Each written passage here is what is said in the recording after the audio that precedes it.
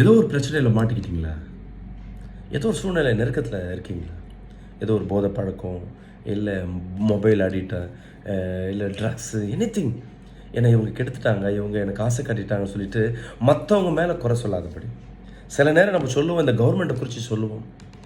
சில நேரங்கள் சொல்லுவோம், இந்த பழக்கம் நம்ம ஆரம்பத்தில் வரும்பொழுது ஏதோ ஒரு ஹேபிட் வரும்போது இதுலேருந்து நம்ம ஈஸியாக வெளியே வந்துடலான்ட்டு சிம்பிளாக ஒரு மொபைலில் ஒரு ஸ்டேட்டஸ் பார்க்குறது, இல்லை ஏதோ ஒரு அப்டேட் பண்ணுறது கூட நம்மளால் என்ன பண்ண முடியாது, அவாய்ட் பண்ண முடியாது இன்றைக்கி இருக்க காலகட்டங்களில். எது ஆரம்பிக்கும் பொழுதே அதை அவாய்ட் பண்ணி பாருங்களேன்.